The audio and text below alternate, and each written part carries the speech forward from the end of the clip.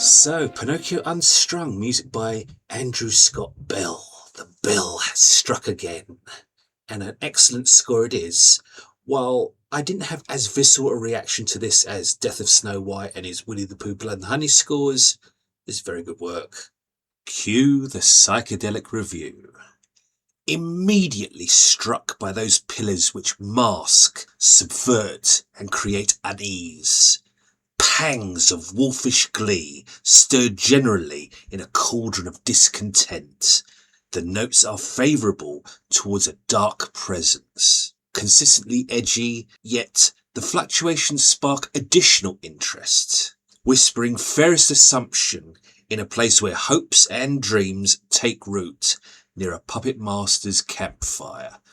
Bell develops his themes very organically, and even has an instrument in there which is sticks cobbled from, elements out just behind his recording studio. Very inventive, harking back in a way to what he did on Winnie the Pooh, Blood and Honey with the beehive violin. Very, very cool stuff.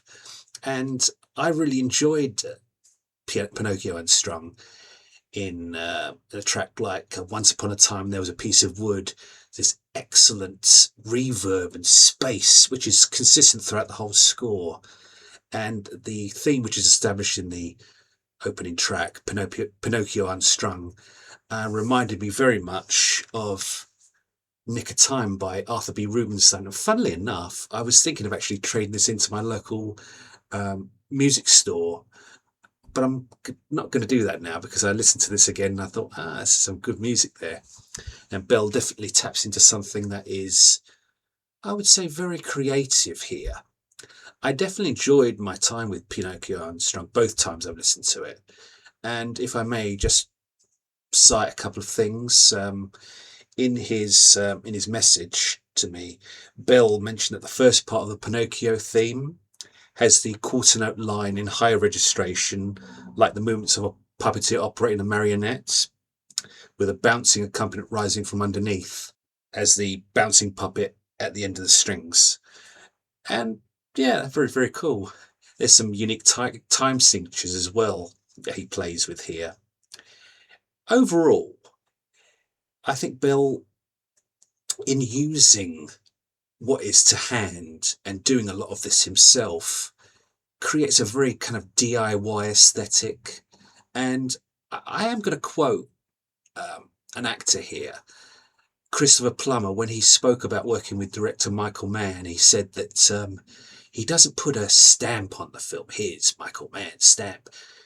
But he puts an energy onto it, onto each subject, which is quite extraordinary and quite riveting and quite individual, that you might recognise. Not tricks, but the energy behind it. Indeed, energy is what Bell delivers here, but more synergy.